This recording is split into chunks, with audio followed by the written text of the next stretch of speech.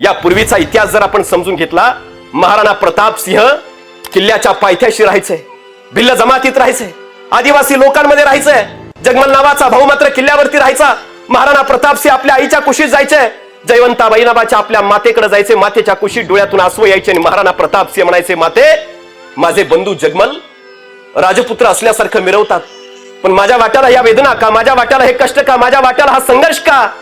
जगमल ची आई धीर कुंवर यांना वाटतंय पुत्र राजा व्हावा, पण जयवंताबाई आपल्या पुत्राला महाराणा प्रताप सिंहांना सांगतायत की तुला किल्ल्याच्या खाली भिल्लांच्या समवेत आदिवासी जनजातींच्या लोकांच्या समवेत राहावं लागतंय, पण तू दुःखी कष्टी होण्याचं कारण नाही, कारण एक उत्तम राजा घडण्याच्या दृष्टिकोनातून रयतेचं दुःख, रयतेची वस्तुस्थिती तू समजू शकतोयस. आईनं हा संस्कार केला. आईनं सांगितलं प्रभू रामाला सुद्धा 14 वर्षाच्या वनवासाला वनात जावंच लागलं, तेव्हा कुठे राम युवराज होते.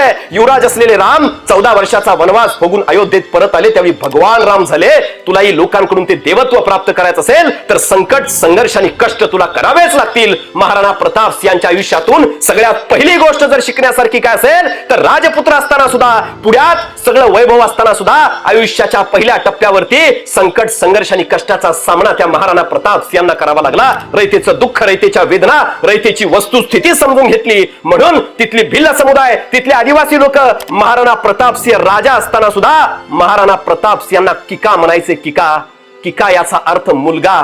आयुष्यभर रयतेनं ज्याला आपल्या मुलासारखं जपलं तो राजा म्हणजे महाराणा प्रताप सिंह होते. आपण लक्षात घेणं गरजेचं.